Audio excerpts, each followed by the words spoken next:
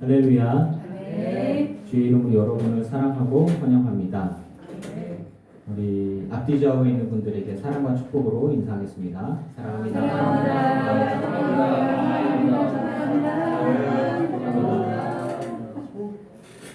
우리 사도신경으로 신앙 고백하시겠습니다.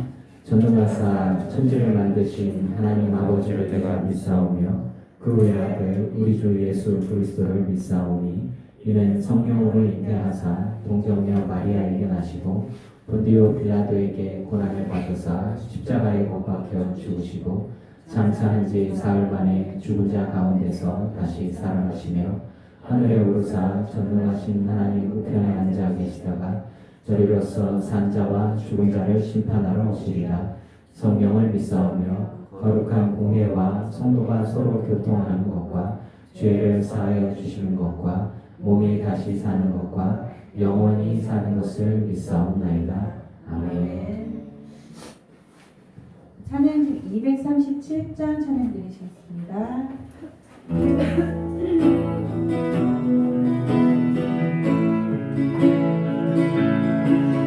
나의 안에 거하라 나를 대하나님이 모든 만남 가운데 너를 지키는 자라. 두려워하지 말라 내가 널 도와주리니 놀라지 말라 내 손 잡아주리라. 내가 너를 지명하여 그런다니 너는 내 것이라. 내 것이라 너의 하나님이여. 내가 너를 보내놓고 존귀하게 여기노라. 너를 사랑하는 내 여호와라. 나의 안에 거하라 나는 내 나의 하나님. 안에 거하라 나는 내 하나님이니 모든 환난 가운데 너를 지키는 자라.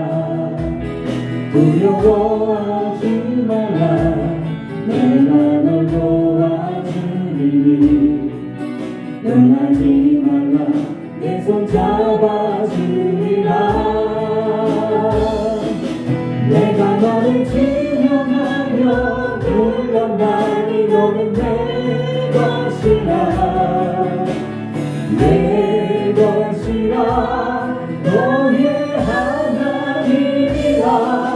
내가 너를 보내놓고 존귀하게 여기노라.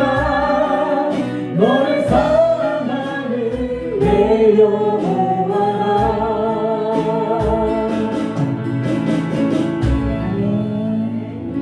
다음 찬양 238장 부르실게요. 나의 영혼이 잠자리 하나님 만나라니여. 나의 구원이 그에게서 나는 돌아. 나의 영혼아 잠자리 나의 영혼아 잠자리 하나님 만나라. 나의 소망이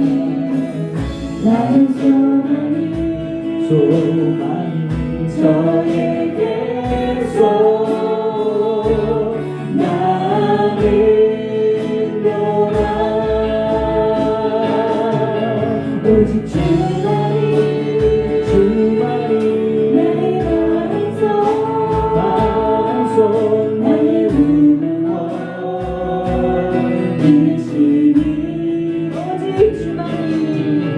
오직 주만이 나의 산소. 내가 너를 지나니 하리.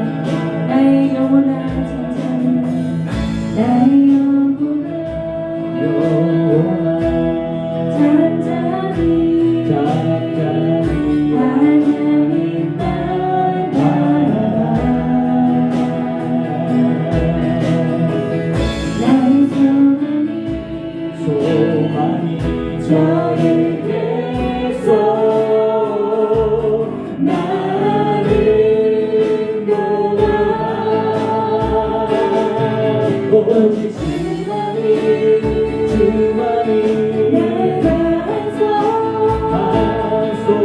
나의 근원이시니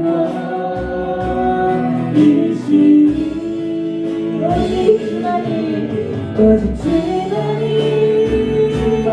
나의 산소 내가 영원치 아니하리 나의 구원 나의 영원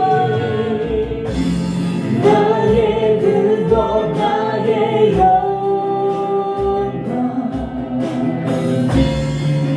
하나님께 있으니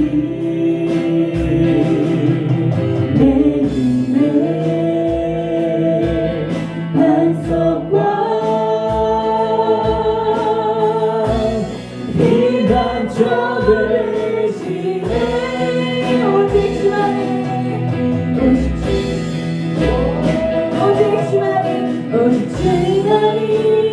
주만이 나의 반석 나의 근원이시니 오직 주만이 나의 산소 내가 영원치 아니하리 오직 주만이 나의 반석 오직 주만이 나의 반석 나의 근원이시니 오직 주만이 나의 산소 내가 영원치 아니하리 아멘.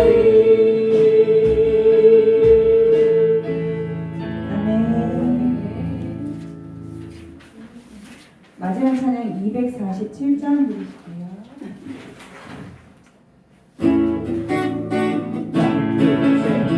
나의 사랑은 정말 죽음을 주님 것을 떠나갔지만 내가 만난 주님은 참 사랑이었고 진리였고 소망이었소 난 예수가 좋다오 난 예수가 좋다오 주의 사랑한다면 내가 보리처럼 난 예수를 사랑한다오 운전진주자 내게로 오라 내가 너를 신뢰하리라 운전하기 생명의 참 복된 길이라 항상 내게 들려주셨소 난 예수가 좋다오 예수가 좋다오 난 예수가 좋다오 주를 사랑한다면 내가 보리처럼 난 예수를 사랑한다오 내가 참된 행복을 참된 행복을 찾거든 예수님을 만나보세요 그리로 인하여 참 평안을 얻으며 나와 같이 고백하여요 난 예수가 좋다오 예수가 좋다오 난 예수가 좋다오 주를 사랑한다고 내가 보내처럼 난 예수를 사랑한다고 난 예수가 좋다오 난 예수가 좋다오 난 예수가 좋다오 주를 사랑한다고 내가 보내처럼 난 예수를 사랑한다고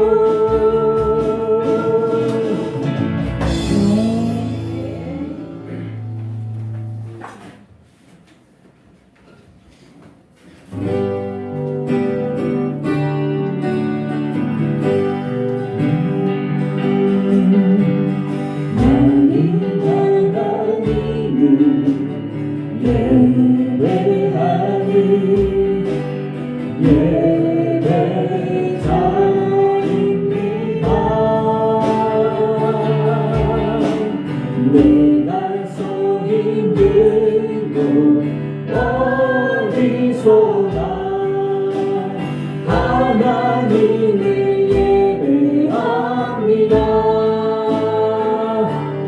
내 영혼 거룩한 은혜를 향하여 내 마음 완전한 하나님 향하여 이곳에서 바로 이 시간 하나님을 예배합니다. 아멘. 많은 은혜 받으시기 바랍니다. 우리 마음을 모아서 김정장 원사님 기도하시겠습니다.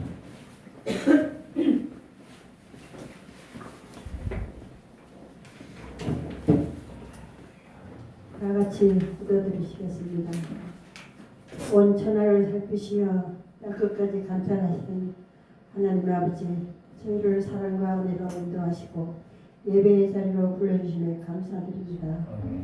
이 시간 기쁨으로 드리는 경배와 찬양을 헌화하여 주시고 풍부한 은혜를 내려 주시옵소서. 오늘도 우리에게 호흡을 주심을 감사드립니다. 아침에 일어나 오늘 하루라는 선물을 우리에게 주셨사오니 헛되이 부리지 않게 하여 주시옵고 이웃에게 세상의 빛과 소금을 감당하여 살아갈 수 있게 우리 모두 도와주시옵소서. 예수님의 십자가를 묵상합니다. 우리를 위하여 십자가에 달려 죽으신 그 고통의 그 길을 걸어가신 주님을 우리가 다시 바라보며 구원의 의미가 무엇인지 예수님께서 왜 그 모진 십자가의 고통을 감당하셨는지 다시 한번 깨닫게 하여 주시옵소서. 우리 늘 깊은 교회를 위하여 성도들과 이 나라를 위해 기도하시는 우리 이효정 목사님과 자녀들과 성도들을 위하여 오지 못하는 성도님들과 몸이 아파서 예배에 참석 못하는 성도님들을 위하여 늘 기도하시는 성모님을 위하여 늘 기쁨과 주님을 찬양하는 찬송이 그치지 않는 우리 교회가 되게 하여 주시옵소서. 주님의 마음이 우리의 마음이 되게 하셔서 하나님 앞에 이제 남은 인생 주의 신앙 가지고 살아갈 수 있는 우리 모습이 되게 하여 주시옵소서. 우리 가족과 성도들 하나님 앞에 엎드려 기도드리며 이 모든 말씀 예수님의 이름으로 기도드렸습니다. 아멘.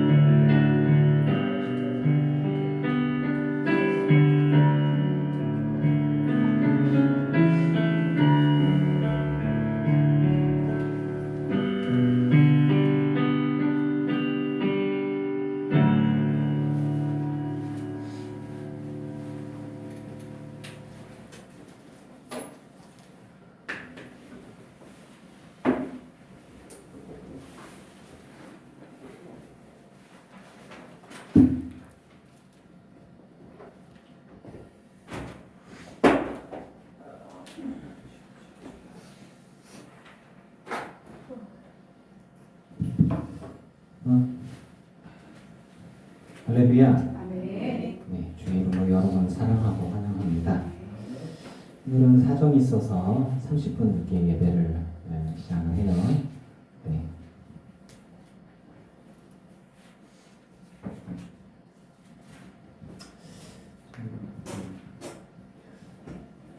교회 안에서 여러 가지 우여곡절이 많고 있지만 마음을 같이 하는 성도들과 함께 있으니까 든든하고 행복하고 그렇습니다. 이것 또한 지나가겠죠. 좀 해롭게 잘 넘어갈 수 있으면 좋겠고요. 그도 안 된다면 그거에 맞춰서 우리가 대응을 하려고 하고,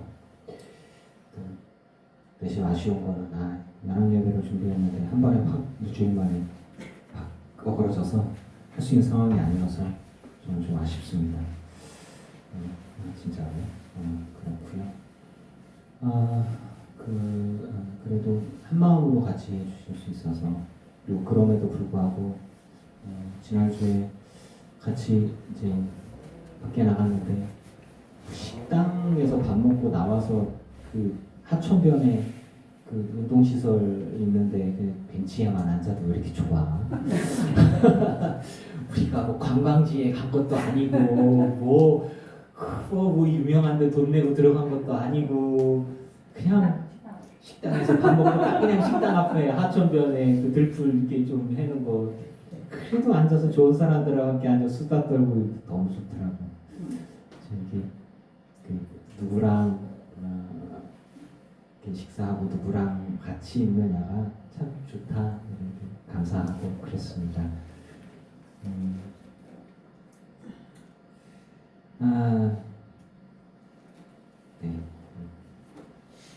열심히 얘기하니까 또 까먹었어.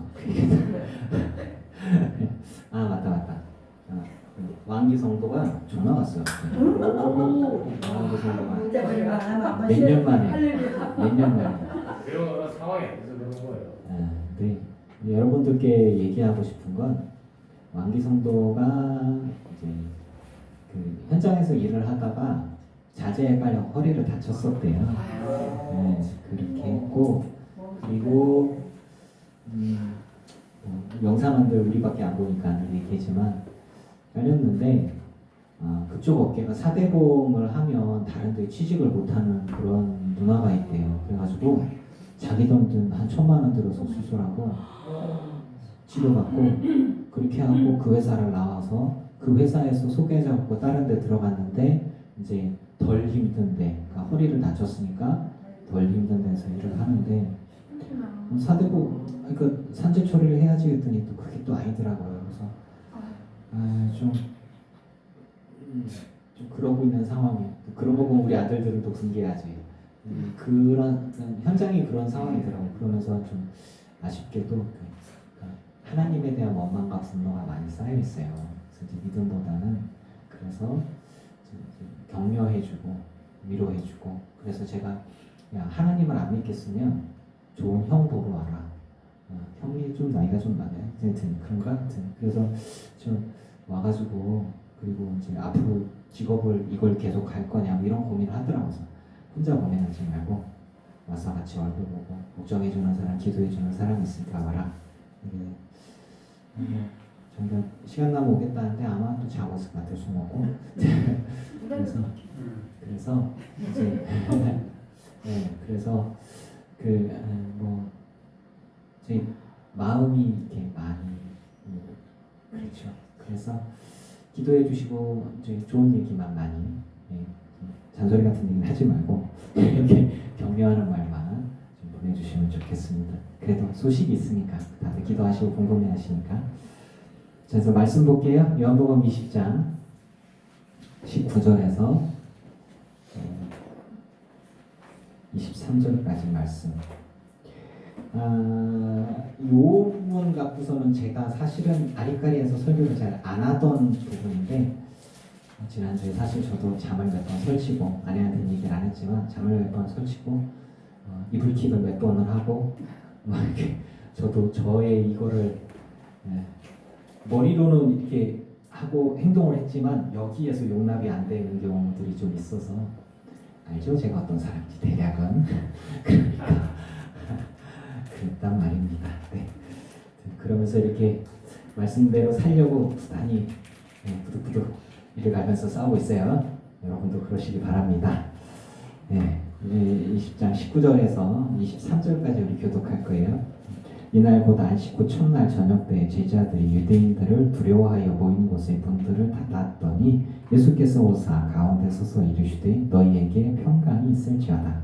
이 말씀을 하시고 손과 옆구리를 보시니 제자들이 줄로 바라보라. 예수께서 또 이르시되 너희에게 평강이 있을지어다. 아버지께서 나를 보내신 것 같이 나도 너희를 보내노라. 이 말씀을 하시고 그들을 향하사 숨을 내쉬며 이르시되 성령을 받으라. 함께 있습니다. 너희가 누구의 죄든지 사하면 사하여질 것이요 누구의 죄든지 그대로 두면 그대로 있으리라 하시니라. 아멘. 굉장히 오해 사기 쉬운 말이죠. 제일 마지막 말은. 네. 뭐지 이거? 저 이거. 네. 근데 저 이걸 가지고 제가 설교를 한 적이 없어요. 왜냐하면 이해가 안 되거든. 이거를 근데 있잖아요. 이거를 카톨릭식으로 해석을 해서 실제로 그렇게 적용하는 게 제가 아직 신부님하고 얘기를 안 해보고 카톨릭의 교리서 받았는데 어디 또 짱박 하나 갖고 제가 아직 못 찾았거든요. 근데 제가 일단 검색에 전에 감이 될 수는 없지만 검색해서 나오는 카톨릭식의 시각은 뭐냐면 하나님께서 제자들에게 죄를 사하는 권한을 위임을 했고 그래서 베드로가 받았고 교황이 되어졌고 그리고 교황을 통해서 사제들이 그 권한을 위임받아서 사제들에게 고해성사를 하며 사제가 신부가 너희 죄를 사하노라 라고 얘기를 하면 그 죄가 사하진다 라는 것과 기준이 이거라는 거거든요. 23절에. 그런데 그러면 이제 이걸 갖고서 이제 제가 개신교에서는 이렇게 해석 안 해요. 우리가 믿고 있는 하나님 그런 식으로 사람에게 죄를 사하는 권한을 주신 적이 없어요. 네, 그거를 카톨릭식으로 해석하면 안 돼요. 저는 그래서 이 부분들이 좀 달라서 원래 이거를 완전히 이해가 안 되기 때문에 제가 이걸 가지고 번역서를 다 봤어요. 근데 그대로 또 이렇게 나와. 뭐 if 하고 if you forgive 이렇게 나와요. 네가 용서하면 그 죄가 사라지고 이렇게 뭔 소린가 이제. 그래서 이걸 억지로 푸는 게 아니라 아는 대로만 하는 거예요. 자, 일단은 예수님께서 부활하신 그 시간으로 확 올라가서 그때 이후의 상황들을 갖고 이 말씀을 주셨고 그 다음에 어떻게 우리가 적용해야 되는지를 이제 이야기를 하고자 해요. 예수님 부활하셨어요. 근데 예수님 부활은 언제예요? 새벽이죠. 그날 새벽에 안식 후 첫날 새벽, 주일 일요일 첫날 새벽이죠. 여인들이 갔어요. 막달라 마리아와 다른 마리아가 갔어요. 가서 봤는데 예수님 만났어요. 근데 그러고 나서 예수님 금방 사라지셨겠죠? 놀랐어. 돌아와서 막 얘기했어. 아무도 안 믿었어요. 새벽에 부활을 사람들이 막 얘기하고 그 소문이 쫙 났겠죠. 근데 그날 저녁이 될 때까지 제자들은 어떠한 액션도 취하지 않았어요. 물론 뭐 베드로하고 요한이 달려와서 무덤에 와서 봤지만 문은 열려 있고 세마포가 이렇게 있고 그런데 주님 모른단 말이에요. 그러고 나서 이제 뭐지 이런 상황들. 그러고 나서 나중에 이제 그 중간에 뭐 주님 만난 사람이 있다 뭐 얘기가 있고 막 이렇게 되어지는데 제자들이 전부 다 예수님을 만난 게 아니에요. 그래서 제자들의 액션은 뭐였냐? 그것은 뭐냐면 문 닫고 숨어 있어서 이걸 어떡하지?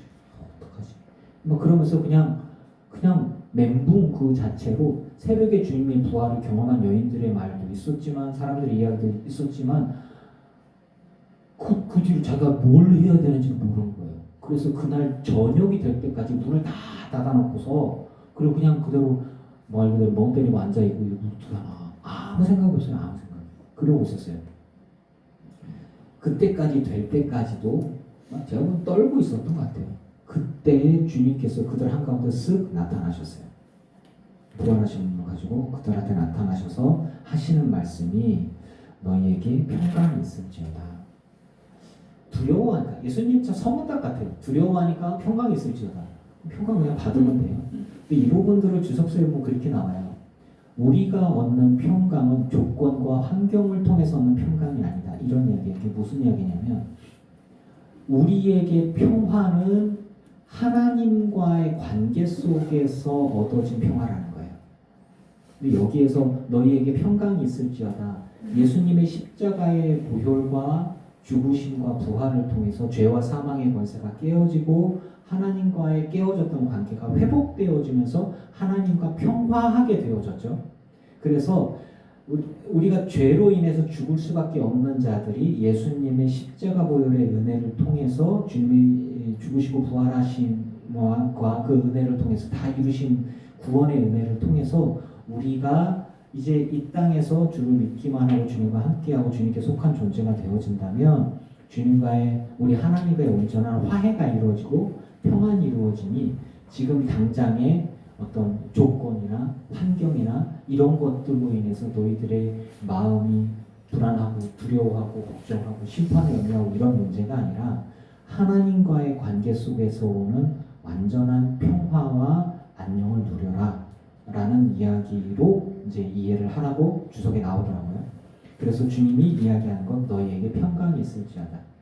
하나님의 나라가 이제 준비되어지고 구원의 완성이 이루어졌으니 걱정하지 말고 염려하지 말고 너희는 평안하고 우리 예수님 예전에 하셨던 말처럼 믿기만 하라. 믿기만 하라. 예수님 죽으신 것 때문에 두려워하지 말고 염려하지 말고 주님이 안 계신 것 때문에 두려워하지 말고 염려하지 말고 걱정하지 말고 그냥 믿고 평안하라. 주께서 이루실 것이다. 구원을 완성하고 구원을 이루는 건 우리 주님께서 우리 하나님께서 하시는 일입니다. 우리는 믿고 그분 앞에 순종하면 되는 거예요. 내가 뭔가를 해야지만이 뭐 이런 게 아니라 우리 주 예수 그리스도를 온전히 믿는 믿음과 그 말씀에 순종함으로 구원과 은혜의 역사가 이루어져 가는 것을 믿으십시오. 그러기 때문에 평안한 거예요. 편안한 거예요. 그러니까 과거로 돌아가고 싶어요. 어린아이 시절로 돌아가고 싶어요. 왜? 어린아이들 때로 돌아가면 아무 걱정과 근심이 없어요. 왜? 엄마 아빠가 다 해주니까. 그리고 엄마 아빠가 시키는 것만 하면 되니까. 약간 그렇게 묵상해 봤어요. 우리들의 인생 가운데 우리의 삶 가운데 우리가 삶을 살아가면서 여러 가지 어려운 일들이 있고 환경과 조건들은 풍랑이 치고 막 바람이 불고 막 배가 막 가라앉을 것 같고 그래도 주를 믿기만 하면 그러니까 주님이 늘 제자들에게 여러 조건과 환경들 가운데 늘 사람들에게 얘기했던 거 뭐냐면 왜 이렇게 믿음이 없냐 소자야 믿음이 없는 자야 라고 얘기를 하셨고 믿어라 믿고 순종해라 그리고 염려하지 마라 이런 이야기를 해주셨던 거예요. 그 말씀을 하시고 이제 제자들에게 손과 옆구리를 보이시니 제자들이 주를 보고 기뻐하더라. 이 부분들을 갖고 살짝 그 주를 믿지 않는 사람들이 비틀어서 이제 그리스도의 부활을 모욕하는 영상들이 뭐냐면 좀비와 프랑켄슈타인과 뭐 이런 것들이에요. 왜? 죽은 자가 살아났는데, 그러니까 사람들이 이미지가 죽은 자가 무덤에서 살아났는데 막 살점이 떨어진 뼈 따고 뼈만 남고 막 무덤에서 그 뼈 상태로 이렇게 일어나서 이렇게 끼기덕거리면서 나오고 막 여기 꼬맨 자국 있고 막 눈알 하나 빠져 있고 막 이렇게 옆구리 빠져 있고 이런 상태로 꾸꾸덕. 여러분 예수님께서 거룩한 몸을 입고 완전한 몸을 입고 부활하셨어요. 그러면 돌아가실 때 손에 못자국이 나고 옆구리에 창자국이 난 거를 완전한 몸으로 회복시킬 수 없을까요? 저는 그렇게 생각하지 않습니다. 이거를 비꼰 거예요. 그러니까 죽은 자가 부활하고 살아나는 것은 무섭고 두려운 것이다라는 이미지로 무덤에서 막 사람이 딱 일어났는데 반쯤 썩어가는 상태로 이렇게 일어나서 꾸벅꾸벅꾸벅 일어나서 움직이는 걸로 사람의 부활을 생각을 한다면 그럼 우리 어머니 화장했는데 우리 어머니 그럼 가루만 이렇게 싹 나올 것이다. 가루가 확 움직여. 누구세요? 어머니다. 뭐지? 그러면 몇천 년 된 거는 뭐 흔적도 하나 없는데 어떡할 거야? 그러니까 이거는 그 사람들의 그 생각과 사고가 이렇게 그 정도에 머물러 있으면 안 돼요. 근데 예수님이 왜 손과 옆구리에 그 상처가 있는 상태로 그대로 제자들에게 보였을까? 증거하려고, 보여주려고. 야 봐라, 나 여기 구멍 넣고 여기도 구멍 넣고 봐라, 지금 봐라. 이제 그거 안 보이게 못 하실 것 같아요. 그러면은 제 친구 어머니는 이렇게 막 교통사고 나서 시신이 막 이렇게 타이어 자국이 있더라고요. 이렇게 그러면 그 상태로 이렇게 부활해갖고 이렇게 타이어 짜고 있는 사람 주님 안녕하세요. 넌 왜 그러니? 교통사고 났어요. 이게 아니잖아. 우리 어머니가 부활을 했는데 가루만 이렇게 나와가지고 뭐 주님 우리 뼈가루만 이렇게 이거 아니잖아요. 그래서 그러니까 사람들이 만들어낸 창작물 가운데 부활을 비꼬는 모양새로 나오는 것들이 저는 그런 부분들이다라고 저는 생각을 해요. 언론 미디어에서 이렇게 사람들이 예수님의 거룩한 부활은 우리도 또한 완전하고 거룩한 몸을 입고 부활하게 될 것을 믿습니다. 생명의 부활을 예수님이 상처를 가지고 계셨던 건 십자가의 흔적을 가지고 있었던 건 증거로 보여주기 위함일 뿐이지 그거를 굳이 치료를 못 하셔서 아니에요. 못 하시는 게 아니라고 저는 확실합니다. 그러면서 예수님께서 이제 본인을 보이시고 제자들이 이해할 수 있게 알아듣기 쉽게 그러면서 이제 또 뭐 여러 군데 나타나셔서 아니 먹을 게 있냐? 뭐 생선도 떡도 가져와서 사람들이 보는 앞에서 드셨어요. 그러니까 예수님 말씀하는 영은 내가 영이냐? 내가 귀신인 줄 아냐? 내가 영이다. 아니 육신을 갖고 있다. 영은 그 살과 뼈가 없으되 나는 있나니 그러면서 이제 그 떡과 그 생선을 구운 걸 가져다가 보는 앞에서 드시고 주기도 하고 그러셨어요. 그러니까 부활한 몸은 또 음식도 먹을 수 있는 걸 성경을 통해서 우리에게 알 수 있는 거예요. 그러니까 우리가 예수님이 우리에게 보여주시고 알려주시는 것을 통해서 우리의 부활이 또 부활했을 때 어떤 모습이 될지를 이제 생각할 수가 있는 거예요. 예수님은 부활의 첫 열매라 그러니까 예수님의 부활이 또한 우리들의 부활도 그렇게 생명의 부활로 올 것이라고 생각할 수가 있는 것이죠.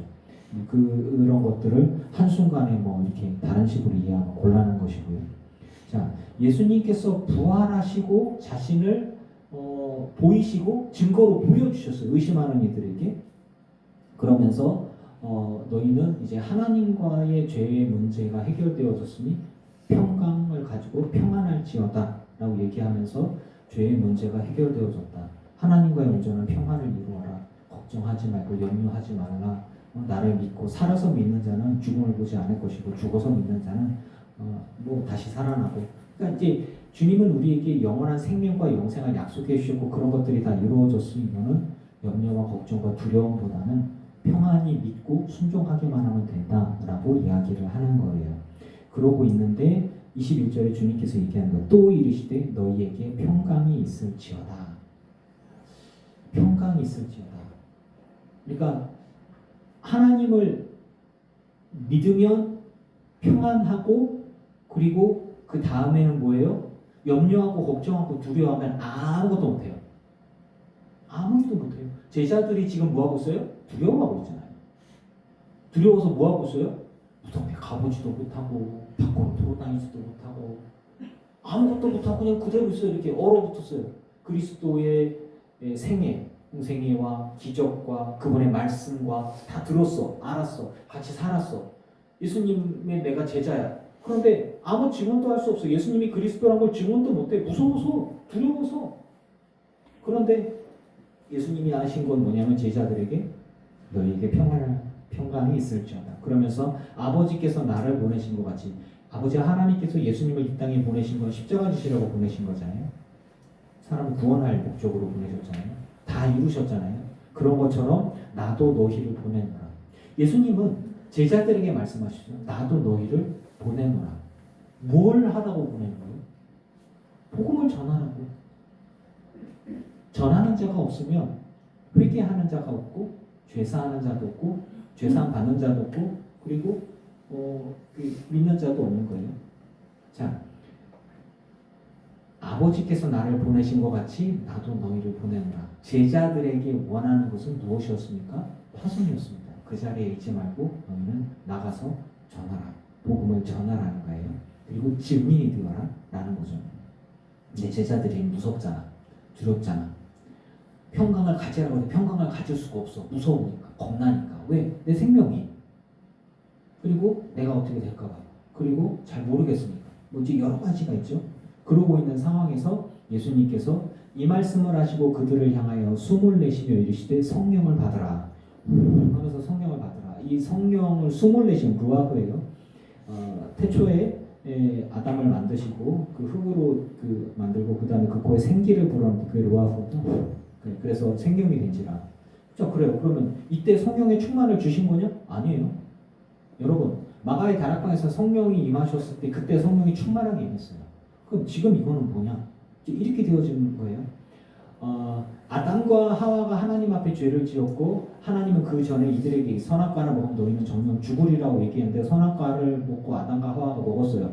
당장 안 죽었네? 독사과가 아닌 게 돼? 아니에요. 그들은 죽었어요. 오래 살다가 에덴 동산에서 쫓겨나서 살다가 아담도 죽고 하와도 죽었어요. 다 죽었어요. 그리고 인간은 그 후손들은 다 죽었어요. 맞잖아요. 하나님의 말씀은 이루어졌죠. 맞죠? 예수님께서 얘기하시는 거예요. 성령을 받아라. 성령을 받아라. 제자들이 얘기했어요. 성령을 받아라. 그럼 그 자리에 막 성령이 충만해가 그때 막 이렇게 막 아니에요. 주님이 성령을 받으라고 숨을 내셨는데 제자들은 멀뚱멀뚱 일단 놀라고 멀뚱멀뚱 그대로. 뭐지? 그럼 성령을 안 주신 건가? 아니에요. 주님은 제자들에게 얘기했어요. 예루살렘을 떠나지 말고 내가 너에게 보내줄 내가 아버지의 이름으로 너에게 보내줄 성령 그분을 기다리라고 얘기했고 마가의 다락방에 그때 성령이 충만히 임하셨어요. 그럼 이때 성령은 뭐냐? 성령을 받으라고 명령하셨어요. 받으라고 얘기했고 믿고 기다리고 기도하면 그때 성령이 임하는 거죠. 명령을 하신 거죠. 성령을 받으라고 명령을 하셨지만 성령이 그때 임한 거는 아니죠. 자, 이 부분을 이해하시죠? 이렇게 되어져서 그러면 제자들은 예수님이 그렇게 말씀하셨다고 해서 제자들이 한순간에 바뀝니까? 안 바뀌어요. 무서워, 두려워, 놀랬어. 하고 있는데 주님이 나타나셔서 그렇게 막 얘기하셔서 그리고 이제 어떡하지? 근데 그러고 있는 상황들에서 예수님이 뜬금없이 하는 얘기가 죄 사하는 얘기예요. 이제 우리의 논란거리. 너희가 누구의 죄든지 사하면 사하여 줄 것이고 누구의 죄든지 그대로 두면 그대로 있으리라 하시니라. 이 부분들을 제가 그동안은 설교를 안 했다고 얘기를 했죠. 이해가 잘 안 가니까.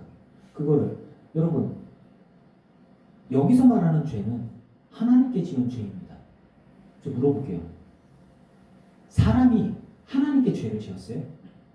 그런데 뜬금없이 다른 사람이 나와갖고 내가 너의 죄를 사하노라. 아니 네가 무슨 죄를 사해? 내가 하나님께 지은 죄는 하나님이 나의 죄를 용서해 줘야지. 중간에 사람이 껴갖고 내가 너의 죄를 사하노라. 내가 하나님께 죄를 지었는데 하나님께 용서를 받아야지 왜 네가 나를 죄를 사하냐? 이렇게 이해를 해야 되는 거예요. 서로가 서로에게 지은 죄는 서로에게 이야기를 해요. 내가 잘못했습니다. 나는 당신한테 잘못했습니다. 죄를 지었습니다. 용서해 주십시오. 라고 얘기하면 우리는 선택권이 있어요. 그가 내게 죄를 고백하고 용서를 구할 때 우리는 죄를 용서를 선포할 수가 있고 그렇지 않을 수도 있어요. 여러분 서로 죄를 고백하고 용서를 구할 때 잘못을 했을 때 그때 어떻게 해요? 우리 용서를 선포할 수 있는 거죠. 그러면 서로가 서로에게 죄를 지었을 때 그거를 용서해 주는. 그래서 우리가 우리에게 죄 지은 자를 제가 사하여 준 것처럼 아버지 하나님도 제가 주님께 지은 죄를 주님 나의 죄를 사하여 주옵소서라고 주기도문에 우리 기도하는 거예요. 그거는 뭐냐면 서로가 서로에게 죄를 지었어요. 제가 저희 가족들에게 혹은 다른 누군가에게 죄를 지었어요. 그때 저의 행위가 죄가 되어져요. 그럼 서로에게 죄를 지었죠. 그러면 제가 내가 잘못했구나. 내가 잘못했어. 용서해줘. 라고서 얘기를 해요. 그러면 선택은 제가 하는 게 아니라 하나님이 하는 게 아니라 서로가 서로에게 제가 당신의 죄 그래 내 용서할게. 괜찮아. 내가 용서할게. 이렇게 되어지면 그 죄가 없어지는 거잖아요. 서로 간에. 그러면 내가 하나님께 지은 죄를 중간에 사람이 껴들어갖고 그 죄가 너의 죄가 사하여졌느니라고 하나님이 내가 용서를 하는 거지 네가 중간에 용서하면 되겠냐? 이렇게 되는 거예요. 그러면 이 부분은 뭐냐? 자, 너희가 누구의 죄든지 사하면 이라는 말에 들어가야 되는 건 뭐냐면 우리가 복음을 선포해요. 김수희 권사님이 복음을 몰라. 예수님이 우리의 죄를 위해서 우리는 다 죄인이에요. 예수님이 우리의 죄를 위해서 죽으셨어요. 예수님을 믿으면 죄 사함 받습니다. 주님 앞에 나오세요. 회개하십시오. 하나님의 나라가 가까웠습니다. 심판이 임할 것입니다. 주님 앞에 나오세요. 우리가 선포를 했어요. 그러면 이제 김세희 권사님은 그래요? 우리가 다 죄인이에요? 그러면서 예수님을 믿어야 되니까 그래요. 그러면 내가 주님 앞에 주님 제가 죄인입니다. 회개합니다. 라고 되어졌을 때 주님 앞에 회개의 기도를 하고 주님 앞에 나아가면 우리 하나님이 들으시고 그 죄가 사함받는 거죠. 그 믿음으로. 그러면 우리가 누구의 죄든지 복음을 선포해서 그가 듣고 믿어서 회개하고 주님 앞에 나온다면 그 죄가 있어요, 없어요? 사하여지는 거예요. 그래서 주님이 그 위에 내가 너희 아버지께서 나를 보낸 것 같이 나도 너희를 보내노라. 뭐 하라고 보내는 거예요? 제가 지난주 설교에 뭐라고 그랬죠? 주님이 부활하셨어요. 그럼 우린 뭐 해야 돼요? 주님이 복음을 전하라 그랬잖아요. 너희는 모든 족속으로 제자를 삼아 세례를 주고 내가 너에게 분부한 모든 것들을 가르쳐 지키게 하라고 선포하라 그랬잖아요. 복음의 증인의 삶을 살아라 그랬잖아요. 그것과 연결해서 그런 거. 예수님이 부활하셨어요. 그래서 뭐? 제가 지난주에 했죠. 예수님 부활하셨어요. 그래서 뭐? 예수님 2000년 전에 부활했어요. 그게 나하고 무슨 상관이야? 나보고 뭐 하라는 거요? 라고 얘기했을 때 주님 우리에게 명령하셨어요. 제자 삼아 복음을 전하고 그리고 가르쳐 지키게 하라 라는 이야기예요. 그것은 뭐냐면 전하고 복음을 선포하면 듣고 믿어서 회개하는 사람들이 있다면 그 사람들의 죄는 사하여지는 거예요. 누가 사해 주는가? 우리 하나님이 사해 주시는 거예요.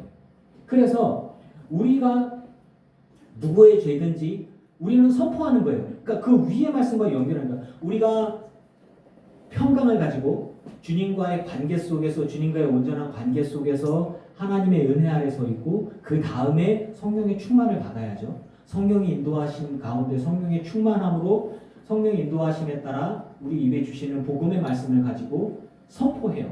생명을 선포하고 죄사함을 선포하는 거예요. 그러면 듣는 사람들은 반응이 있어. 뭐냐? 믿고 회개해서 죄사함 받는 사람이 있고 뭐야? 난 안 믿어. 거부하는 사람이 있겠죠. 그래서 믿고 회개해서 주님 앞에 돌아오는 사람은 죄사함이 임하는 것이고 그래서 그의 죄가 사함받는 걸 알려주는 거예요. 이제 너는 죄사함 받았어. 그러니까 제가 여러분들에게 이렇게 선포를 해요. 어떤 사람 믿고 어떤 사람 안 믿고 우리는 다 믿지만 그래서 김수희 권사님에게 복음을 딱 전했는데 처음에는 다 죄인이었단 말이죠. 그런데 복음을 선포했는데 예수님의 심부름으로 복음을 전했는데 주님 앞에 나와왔어요. 그러면 이제 우리가 마음으로 믿고 의에 이르고 입으로 신하여 구원에 이르는 하나님의 사람이 되어졌다면 죄가 복음을 듣고 회개하고 난 이후부터 사해지는 거죠. 여러분, 너희가 누구의 죄든지 사하면 사하여질 것이요 복음을 전하고 그 사람을 믿고 주님 앞에 나오면 당신은 이제 하나님의 사람이니 당신의 죄가 사하여졌습니다. 선포할 수 있는 거죠.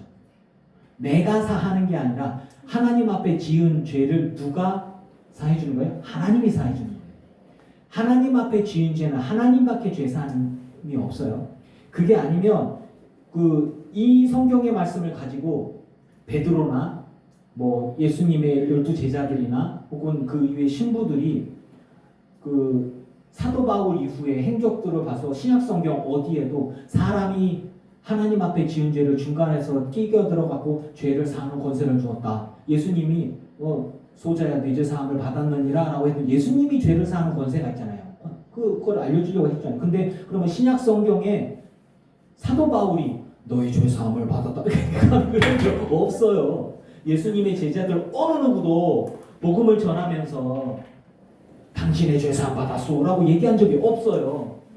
그런데 여기에 한 군데만 딸랑 너희가 누구의 죄든지 사하면 사하여질 것이요 그거 붙들고 난 다음에 그저 우리가 위임을 받았어 교황이야 베드로야 신부가 하나님의 기름 부음 받은 하나님의 사람들은 죄를 사한 권한이 있어 하나님께 못 나가니까 중간에 대리자를 세워가지고 신부한테 나와가서 고해성사라면 하나님이 죄를 사하여줘 이런 거를 본 적이 없어요.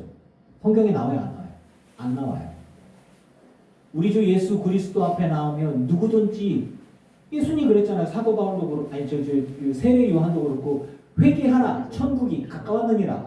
회개하고 주님 앞에 나오면 우리 주님은 언제든지 그런 사람들의 죄를 씻겨주시고 사해주시고 구원해주시는 은혜의 주님이신 믿습니다. 아멘. 우리는 무엇을 선포하는 거예요? 천국 천국을 선포하는 거, 구원을 선포하는 거고 죄사함을 선포하는 거예요. 그럼 우리는 예수 그리스도의 십자가와 죽으심과 부활을 선포하기만 되는 거예요. 믿고 회개하고 주님 앞에 나오는 자는 죄사함 받고 구원을 얻을 것이요. 그래서 너희가 누구의 죄든지 사하면 사하여질 것이다. 당신의 죄는 사함 받았습니다. 우리가 얘기할 수 있는 거예요. 그런데 안 믿어. 안 믿어. 회개하지 않아. 하나님도 못하는 건 내가 못하는 거예요. 그래서 사람 사이에 지은 잘못과 죄들이 있어요. 그 부분들은 용서를 구하는 거죠. 제가 문짝 열고 아버지 깼는데 이것들이 행복하냐 이것들아 이런 거 내 용서해줘.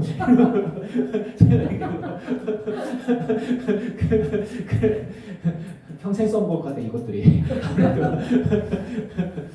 예, 우리 가족들 중에 아직도 아빠를 난 용서할 수가 없어. 그때 기분 되게 나빴어. 아직도 용서 안 돼. 그런 사람 없지? 없지? 고마워. 없지? 고마워. 용서해줘서. 이게 그런 거란 말이죠. 그게 제가 가족들한테 행동을 한 게 내가 하나님 앞에 하나님이 그렇게 보고 있다. 야 니들끼리 그런 건데 나한테 지은 죄 뭐냐 그거는 이상하지 않냐? 이런 거잖아요. 여러분 하나님 앞에 지은 죄와 사람들 앞에 지은 죄들에 대해서 구분할 수 있기를 바랍니다. 네. 자 그러면 물어볼게요. 사람들 앞에 죄를 지었을 때 하나님이 간섭을 하냐? 우리가 이제 뭐 어떤 사람과의 갈등 문제가 있어요. 그게 어떤 누군가가 우리 교회에 와서 막 행패를 부리거나 소리를 지르거나 예배를 방해하거나 뭐 이런 부분들이 있거나 누가 서운한 부분들은 목사에게 교회 목사가 네 땅이야 이게 잘 그렇게 되면 그게 이제 하나님 닦고 있어. 야 저 목사에게 저렇게 했으니까 너가 하나님께 죄를 지었나? 여러분 어떻게 생각해요? 여러분 내 편이지? 내 편이지? 하나님께 죄를 지었다고 얘기를 할 거야 말 거야? 하나님께 뭔 죄가 있어? 하나님이 야 그게 뭐 죄가 되냐? 니들끼리 문제인데? 니들끼리 알아서 해. 형제가 부모의 재산인데 예수님 아유 큰형이 다 가져가요 아버지 재산을. 예수님이 이렇게 이렇게 좀 공평하게 나누고 얘기 좀 해줘요. 예수님 뭐라고 얘기했어요? 이 못된 것 안 했어요. 내가 언제 니들이 재판관으로 섰냐? 내가 언제? 맞죠? 이 부분도 이렇게 성경적으로 이해해서 들어갈 수 있습니까? 맞죠? 우리 하나님과 예수님 십자가의 보혈의 관심은 영혼의 구원입니다. 그리고 그 평안은 하나님과 나 사이에 깨어진 관계가 회복되어지는 거예요. 우리는 다 죄인이고 의인은 없을 때 하나도 없다라는 이야기는 뭐냐면 세상에 착한 사람 많아요. 얼마나 착한 사람이 많아요. 착하고 선하잖아요. 얼마나 착해. 그런데 죄인이라고 하는 이유는 뭐냐면 우리가 죄 가운데 태어나서 하나님 앞에 죄를 지었단 말이에요. 우리가 하나님 앞에 죄를 지었어 다. 그리고 그 죄를 이기지 못하고 그냥 하나님 앞에 죄를 지어서 죽는 거예요. 근데 이 죄의 문제를 예수님이 해결해 주셨고 구원이 있기 때문에 하나님과의 깨어진 관계가 회복되어져서 하나님과의 평안을 이루는 거예요. 하지만 우리가 삶을 살아가면서 사람들 사이의 이해관계와 어떤 이익들과 감정에 관한 부분들에 서로 실수할 수가 있는 거잖아요. 부모도 자식에게 말을 함부로 할 수가 있는 거예요. 그래서 사과를 해야죠. 근데 그게 하나님 앞에 죄를 지었냐? 그거는 좀 생각해봐요. 주님이 천국에서 이렇게 보고 있다가 교준아 불법 주차를 하면 안 되지. 그건 죄란다. 이상한데 그게 주님 죄가 되나요? 넌 심판을 받을 것 불법 주차고요? 이중 주차했기 때문이란다. 이상한데. 자 여러분 여기에서 우리가 구분을 할 수 있어야 돼요. 사람과 사람 사이에서의 갈등 관계를 해결하는 것들은 우리가 갖고 있는 사회적인 부분들과 우리 안에 갖고 있는 법, 규범, 윤리 문제를 통해서 우리가 갖고 있는 것들을 해결을 해요. 그런데 주님이 우리에게 오셔서 선포하고자 한 것은 우리들의 영혼의 구원인 것입니다. 그러니 하나님과 나 사이에 있었던 죄의 문제를 해결할 수 있도록 주님 앞에 온전히 나아갈 수 있기를 바라고요. 그런데 사람과 사람 사이에 있던 죄의 문제가 있을 때 그들이 내게 와서 얘기합니다. 뭐 간단하게 그거죠. 뭐 지난주 사건을 과거로 돌려서 얘기해 봅시다. 이런 거 저런 걸 떠나서 제가 이중 주차를 한 거는 맞아요. 그리고 저분이 불편했어요. 그래서 하지 말아라 라고 얘기를 했는데 기분이 나빴어. 기분이 나빴대. 그리고 자기가 불편을 했대. 그래서 이런 거 저런 거를 다 떠나서 제가 얘기한 거죠. 미안하다. 사과한다. 내가 이중 주차를 해서 당신이 불편함을 겪어서 내가 사과한다. 끝. 그러면 하나님이 내가 효준의 죄를 사하노라. 이거 이상하죠. 넌 이게 아니잖아. 이게 좀 이상한데? 그거에다가 우리가 교민들 중에서 이게 언성을 높였어요. 언성을 높여 하나님이 성도에게 죄를 그건 아니거든요. 서로 간에 감정이 상하고 근데 이제 그 부분들이 만약에 법적으로 봤을 때 우리의 예배 초소에 저 사람이 들어와서 제가 설교를 못한 경우 설교 방해죄가 돼요. 우리들의 공간에 그 사람이 불법 침입해서 하나님이 딱 그래서 거룩한 교회 공간에 불법으로 침입해서 그건 죄가 되고 심판 아니거든요. 자, 구분이 깔끔하게 되죠. 주님은 우리에게 얘기하시는 거예요. 너희는 모든 족속으로 제자를 삼아서 아버지와 아들과 성령의 이름으로 세례를 주고 내가 너에게 분부한 모든 것들을 가르쳐서 지키게 하는데 세상에서 바보처럼 살아라 라고 얘기한 적이 없어요. 하나님은 정의의 하나님이고 사랑의 하나님이십니다. 이거를 구분을 해야지. 교회 다니는 사람은 바보야. 교회 다니는 사람은 아무 말도 못해. 교회 다니는 사람은 뭐 그냥 무조건 싸움도 해서는 안 되고 갈등도 일으켜서는 안 되고 욕도 해서는 안 되고 뭐요? 바보처럼 이렇게 난 바보야 이러면서 이렇게 말하는 아니거든요. 여러분 주님 우리에게 너희는 이 땅을 정복하라는 거예요. 땅을 정복해요. 이건 이 땅 가운데 여러분 부유해지시고 강해지시고 높아지시고 싸워 이기시고 승리하시기를 축원합니다. 그건 내 문제예요. 내 삶을 살아가는데 내 문제예요. 근데 억울한 일을 당할 수는 있어요. 그때 하나님 도와주십시오. 돕는 사람 붙여주십시오. 우리에게는 사회, 문화적인 그런 규범들이 있어요. 법이 있어요. 도와주는 사람들이 있어요. 그런 것들을 지혜롭게 이용할 수 있기를 바랍니다. 뭐 그런 거란 말이죠. 그런데 내가 용서가 안 돼. 저 사람이 글로리를 안 받는데 거기에 보면 뭐 이렇게 복수 뭐 이런 거 나온다며 볼까 생각 중이야. 하여튼 이렇게 이제 그 부분들이 우리가 죄를 짓는 경우는 뭐냐면 내 마음 속에서 이미 막 저 사람 막 죽이고 있는 거야. 복수심에 불과. 그런 것들도 하나님 뜻이 또 아닐 수 있는 거예요. 그래서 하나님과의 관계 속에서 너는 평안하라. 이미 그 사람이 저지른 죄에 대해서 그 죄에 대한 대가를 받게 될 것입니다. 그래서 악을 갚지는 거야. 저 사람이 내게 악을 행했어. 그럼 내가 악에 받쳐서 복수하지. 저 사람이 내게 악을 행했어. 내가 피해를 봤어. 내가 잘못했어. 그런데 내가 하나님의 성령에 충만하여 복수해야지. 간단하게 그러잖아요. 이제 좀 봐봐요. 제가 억울한 일을 겪었다고 느끼고 막 이렇게 막 누군가가 와서 막 소리치고 힘들게 하는데 제가 기도를 열심히 하고 주여 성령의 충만해서 뭉대이로 가서 가만 안 두겠어. 이상하잖아요. 성령의 충만은 하나님께서 주신 사명을 감당할 수 있도록 주시는 은혜입니다. 용서할 수 없는 사람, 내가 도저히 용서가 안 돼. 근데 용서할 수 있게 해주시고, 사랑할 수 없는 사람, 품을 수 없는 사람을 사랑하게 해주시는 거예요. 그리고 그 사람들이 뭐냐? 저렇게 멍멍멍 하는 사람도 품을 수 있도록 내 마음이 안 되는데 내 마음을 바꿔주시는 게 하나님의 은혜예요. 그래서 우리가 사랑을 하는 이유, 선을 행하고 그 악한 이들에게 그리스도의 사랑과 그리스도의 향기를 뿜는 이유는 뭐냐면 보고 듣고 회개해서 돌아올까 하는 거예요. 하지만 그 사람의 죄는 그대로 있는 거예요. 왜? 그가 주님 앞에 회개하고 우리 앞에 나와서 내 잘못을 인정하고 용서를 구하지 않다면 그 잘못은 그대로 있는 거예요. 이것들을 온전히 구분할 수 있기를 바랍니다. 우리는 그래서 하나님 앞에 부끄럽지 않은 사람으로 당당히 설 수 있어야 되는 거예요. 그렇다고 바보처럼 살 필요는 없어요. 의는 의라고 악은 악이라고 얘기를 하는 거예요.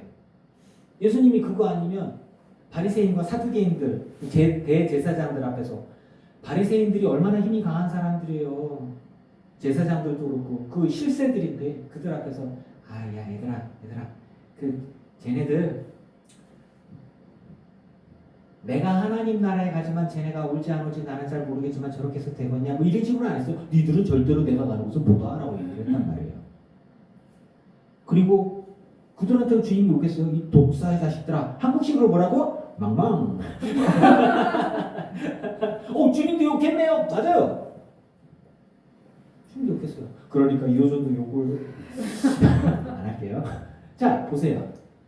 성경을 통해서 우리에게 자유할 수 있는 그러니까 진리가 있으면 그 진리를 붙들고 있으면 진리가 여러분을 자유롭게 할 수 있습니다. 어설픈 진리를 붙드니까 이건가? 아닌가? 해도 되나? 누가 내게 뭐라고 하면 그냥 있어야 되나? 그러니까 이제 성경에서 보면 그런 거 있어요. 누가 너에게 오른뺨을 때리거든 왼쪽 눈을 이어대라 뭐 이런 거 있잖아요. 그리고 오리를 가자 그러면 십리를 같이 가고 겉옷을 달라고 속옷도 줘버려라. 그때 우리 그 신학교에서 신학학 교수님이 그걸 어떻게 해석했냐면 이게 그 왼뺨을 딱 때리려면 오른뺨을 맞으면 왼쪽이 돼야 되잖아요. 이게 뭔 얘기냐면 그러니까 이쪽으로 이렇게 떼잖아요. 이렇게 그럼 왼쪽 뺨을 맞잖아요. 근데 이건 저주의 손이라고 생각을 해요. 그 중동 지역에서는. 그러니까 딱 때렸어요. 이쪽으로 뺨을 잘 때린단 말이에요. 이렇게 오른손으로. 근데 중동은 이쪽으로 뒤를 땄거든. 굉장히 저주스러운 손이에요. 중동 가갖고 왼손으로 애 맞았다. 그런 건데 이렇게 대란 얘기예요. 뭐냐? 반항하라는 얘기거든요. 딱 때리면 이쪽도 너 왼손으로 한번 쳐봐. 그럼 쳐봐. 더만 해봐. 이런 거. 오리를 가자 얘기했으면 신리를 더 가. 그래? 개경 오리 그래? 더 가자 더 가. 내가 해줄게. 그거에다가 겉옷을 달라 그래? 그러면 속옷 맞지 창피하잖아요. 겉옷과 속옷까지 다 주고 따라가봐. 어떻게 되겠어? 주변에서. 어우 민망하겠죠. 이제 그런 부분들로 해석하는 분도 있어요. 신학교에서. 무조건 기독교인은 희생해야 하고 용서해야 되고 다 나눠주고 그렇게만 해야 된다. 칼로 일어선 자는 칼로 망한다. 이렇게 해서 이제 기독교인들을 바보로 여기는데 여러분 하나님의 정의는 어디에 있습니까? 물론 주님께서 나의 억울한 부분들을 분명히 해소시켜 주실 것을 저는 믿습니다. 그건 선택이에요, 여러분. 여러분들의 선택이에요. 하지만 우리가 복음 앞에 정말 순결하게 주님 앞에 정직하게 서서 우리의 그 자리들을 지키고 주님 앞에 순종한다면 주님은 우리의 억울한 사정들을 아시고 분명히 주님께서 은혜로 갚아주실 것을 저는 믿습니다.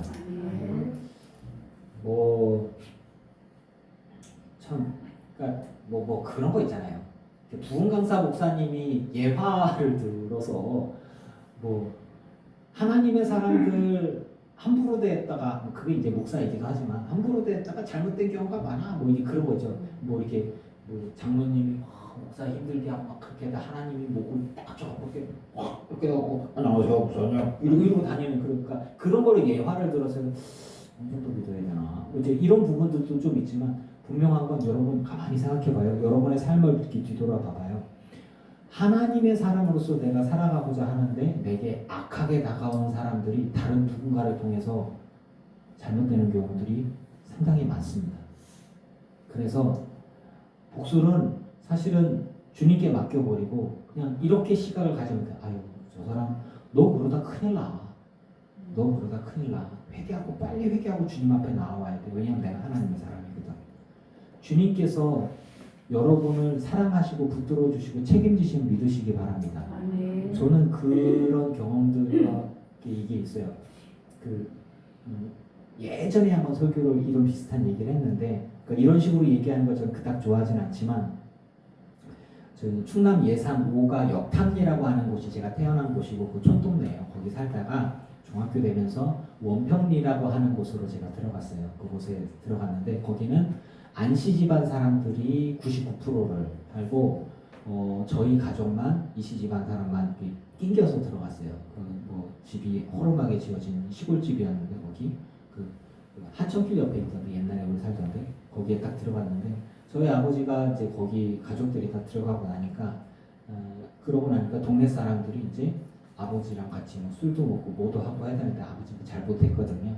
그러면서 이제 아버지를 괴롭히던 사람 3명이 있었어요. 아주 그냥 뭐술 먹고 이렇게 하고 거기 문화가 농사 짓고 나면은 겨울이면은 동네 그 사랑방에 모여가고 이렇게 노름하고 몇백만 원씩 날리고 다 거기다 형제자매야 다 형제 사촌 뭐 이렇게 안씨 집안이 사니까 또 동네 애들 중에 하나가 이게 제가 동네에 하나 딱 때리면 거기 한 30명이 몰려와요. 죽여버렸어 이러면서 이렇게 동네를 건드리면 안 돼. 근데 그런 동네였거든요. 근데 그 동네에 다 절에 다니고 예수님을 안 믿었어요. 저희 집만 교회를 다녔어요. 그러고 나니까 핍박이 좀 있었어요. 교회를 가고 일요일 날에 뭐를 하고 다 그러니까 놀러 가고 뭐 술 먹고 뭐 하고 아버지 안 하니까 어머니도 그렇고 그랬는데 아직도 기억나. 어머니가 뭐 뭔가 이렇게 하면서 요즘에는 우리 아버지 욕 먹고 뭐 동네 사람 뭐라고 안 하나 뭐 이렇게 이러네요. 그랬더니 하는 얘기가 또 동네 사람 이거 볼 일은 없으니까 동네 안에서 누군가가 결혼을 하는데 결혼하는 날 장례가 나.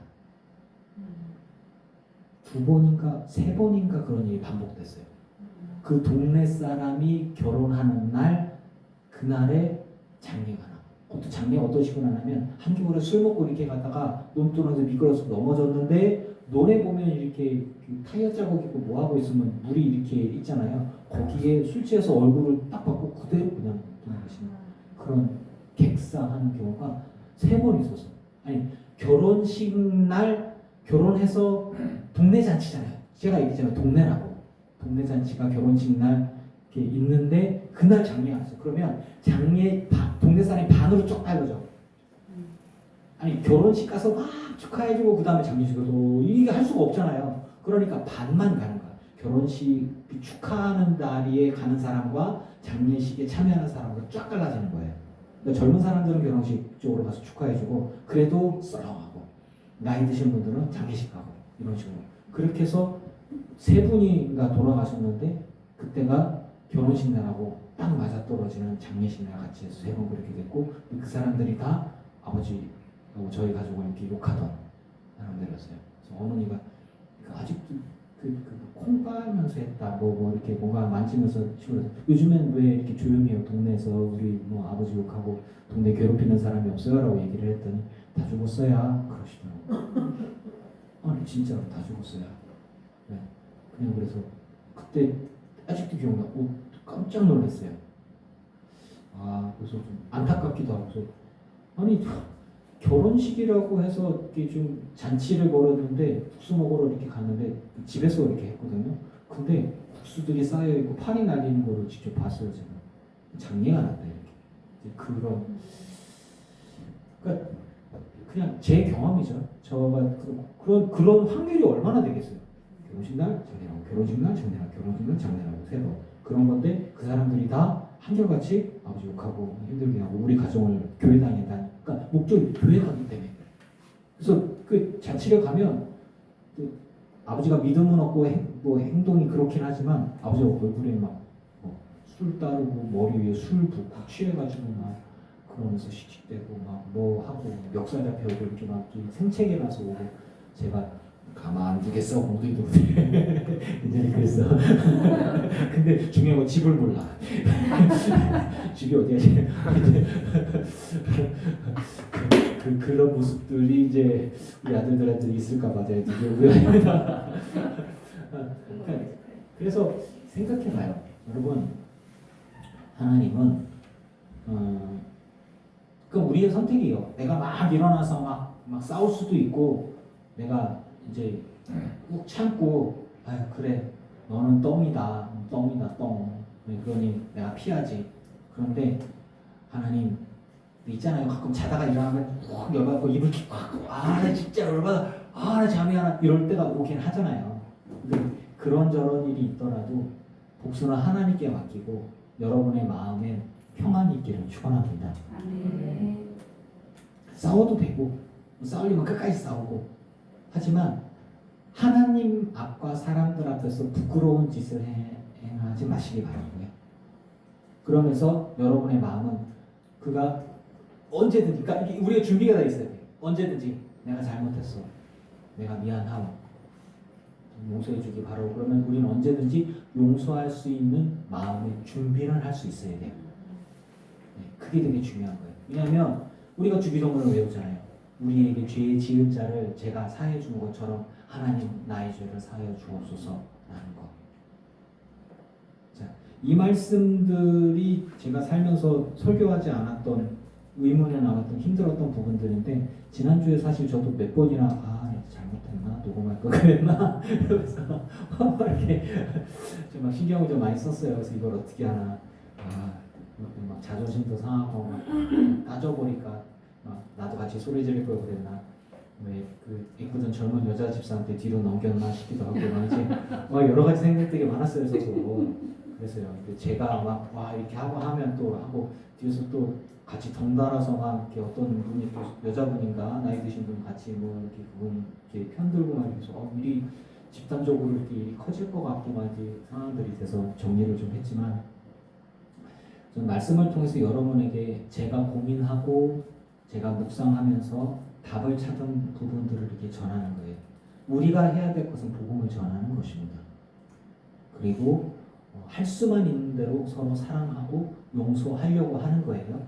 하지만 회개하지 않는 자의 죄는 그대로 있다는 걸 얘기를 할 필요가 있는 거예요. 죄는 죄라고 얘기하고 잘못은 잘못이라고 얘기하고, 근데 그 잘못을 인정하고 돌아올 때에는 우린 용서를 해야만 하는 거죠. 왜냐하면 하나님이 내 죄를 용서해 주셨으니까. 하지만 죄가 있는데 그 죄 아니야, 나는 모르는 척 해야지, 나는 그거 아니라고 해서, 아니에요. 죄가 있는 거예요. 잘못은 있는 거예요. 그러니까 어느 누구에게, 자녀도 부모에게 잘못하면 안 되고 부모도 자녀에게 잘못하면 안 돼요. 믿음의 성도들 사이에 잘못을 하면 안 돼요. 제가 일하면서 주변 사람들한테 복음을 좀 전하려고 해봤는데 이상하게 덤프를 하고 일을 하는 사람들이 교회 다닌다고 착한 척 하다가 사기치는 사람. 그것도 정렬해. 그러니까 교회 다니고 착한 척하고 술 안 먹고 담배 안 피고 그러면서 좀 도움이 필요하다고 해서 돈을 빌려줘. 여러 사람한테 빌려. 그리고 입사하시고 도망가. 그래서 돈 내느라고 막 이렇게 했는데 보면 중고 있어? 이렇게 나오면 사람들이 돌아버리는 거죠. 와, 이거를 어떻게 해? 막 이런 식으로. 결국 그래서 그러니까 착해 보이고 어수룩하고 교회 다니고 뭐 예수 믿는다라고 하는 걸 이용을 해서 사람을 속이는 사람들이 꽤 많은 거예요. 이렇게 목사가 말을 못하겠더라고요. 만약에 여러분도 기도하는 사람이고 교회 다니고 이렇게 되어지면 주변에서 기대치가 되게 높잖아요. 그런데 웬만하면 우리가 참고, 웬만하면 우리가 이해해주고, 웬만하면 우리가 양보하지만, 하지만 그럼에도 불구하고 일어서야 할 때는 온전한 하나님의 의와 정의에 대해서 우리가 후퇴하지 않듯이 온전하게 악은 악이다라고 용기 있게 얘기할 수 있기를 바랍니다. 그런 거예요. 악한 자에게 악은 악이다라고 얘기할 수 있어야 되니 그게 용기거든요. 그러면서도 그리스도의 사랑을 가지고 영혼을 불쌍히 여기는 마음을 가지는 것. 그 두 개가 양립하는 거예요. 정의를 얘기하고 법을 이야기하면서도 잘못을 인정하고 돌아온다면 난 용서할 용의가 있다. 하지만 그렇지 않는다면 잘못은 그대로 있는 것이고 그 잘못으로 인해서 멸망당할 것이다. 그것들을 얘기하는 거죠. 그게 이거예요. 회개하고 돌아오는 자는 다 용서함 받습니다. 우리도 또한 용서해야 하고 그럴 수 있는 거예요. 근데 만약에 그렇지 못한다면, 근데 그 위에처럼 나도 너희를 보내노라. 예수님이 우리를 보냈어요. 선포하라고 하셨어요. 우리가 선포하지 않는다면, 회피한다면, 입을 다문다면 그거는 또 다른 이야기가 되겠죠. 여러분, 예수님이 부활하셔서 우리에게 보여주시고 알려주신 것이 있어요. 그리스도의 십자가와 부활의 복음을 붙들고 믿음으로 승리하고 이 땅 가운데에서 당당하게 복음으로 설 수 있는 저와 여러분이 되기를 주의 이름으로 축원합니다. 네.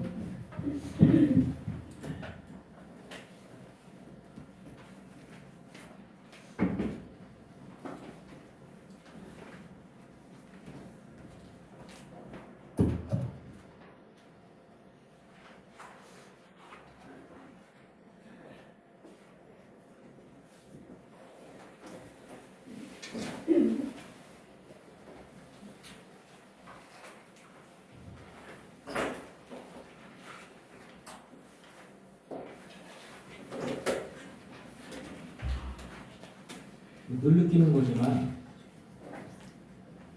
참 선곡이 좋지 않아요?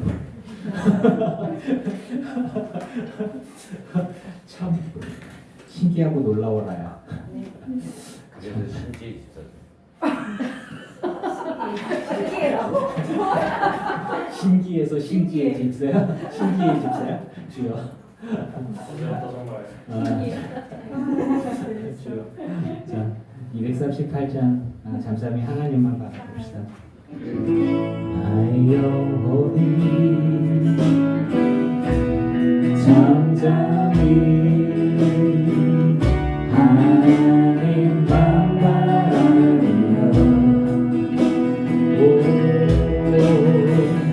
나의 영혼이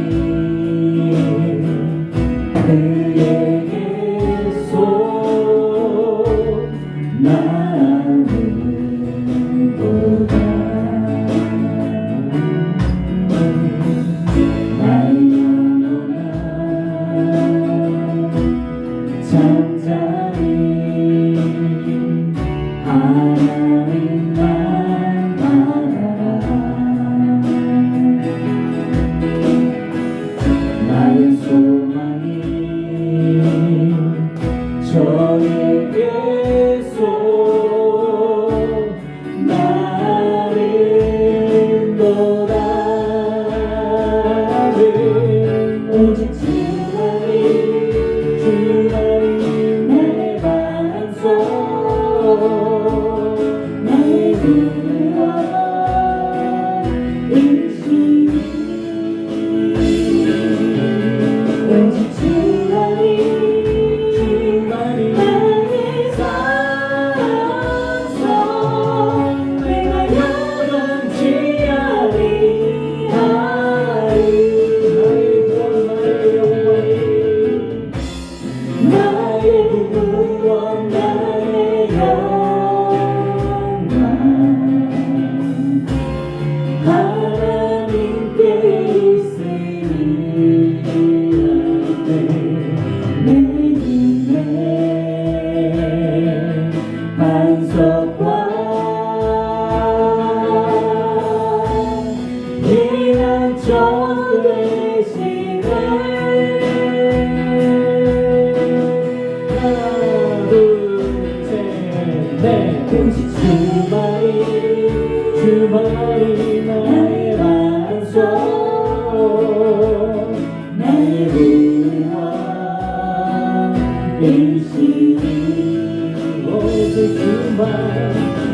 주만이 나의 산성 내가 요동치 하리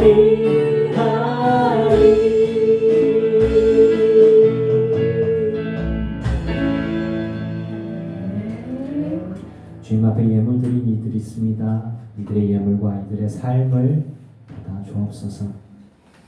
하나님, 우리가 이 땅을 살아가면서 조건과 환경들 때문에 평안하지 않고 두려울 때가 있습니다. 하나님과의 온전한 평화가 먼저 있게 하여 주시고, 그리고 그 믿음과 확신 가운데 이 땅 가운데 두려워하지 않고 믿음 안에 소신껏 일어설 수 있고 승리하는 우리 모두가 되게 하여 주시옵소서. 주님 앞에 믿음으로 예물을 드린 이들 하나님 받아주시고 온전한 하늘의 신령한 곳으로 땅의 기름진 복으로 채워주시고 부어주시고 책임져 주신 은혜로 승리케 하여 주시옵소서. 마음으로는 악을 대할 때 나도 악해지고 싶고 악으로 복수하고 부복하고 싶은 마음이 들지만 진정 이기는 것은 선으로 악을 이기는 것입니다. 주여 우리가 깨닫게 하시고 알게 하시고 선택할 수 있게 하여 주시옵소서. 용기를 갖게 해주시고 진짜 주님이 원하시는 게 무엇인지 그리고 내가 무엇에 집중해야 되는지 분별하고 깨달아 알게 하여 주시옵소서. 하나님을 바라보며 하나님과의 온전한 깊은 소통과 그 은혜와 성령의 충만한 가운데 순종할 수 있게 하여 주시고 승리케 하여 주시되 이 땅 가운데서 의를 위해서 용기 있게 해주시고 악에게 우리의 마음이 넘어가지 않게 해 주옵소서. 선으로 악을 이기는 것이 무엇인지 참된 용기와 마음의 힘이 무엇인지 깨달아 알게 하여 주셔서 소심하지 않게 하옵소서. 대범하게 해 주시고 복음을 위해서 우리가 쓰임받는 사람들입니다. 하나님의 사람으로서 부끄럽지 않게 이 땅 가운데 당당하고 힘있게 쓰임받는 모두가 되게 하여 주시옵소서. 예수님의 이름으로 기도합니다. 아멘. 이제는 우리 주 예수 그리스도의 크신 은혜와 성부 하나님의 지극하신 사랑하심과 성령님의 충만케 하시고 승리하게 하신 은혜가 예배하는 이들과 오지 못한 이들과 온라인으로 예배하는 이들과 모든 이들의 가정과 가문과 자손과 일터 위에 이제부터 영원토록 함께 없시기를 간절히 축원하옵나이다. 아멘.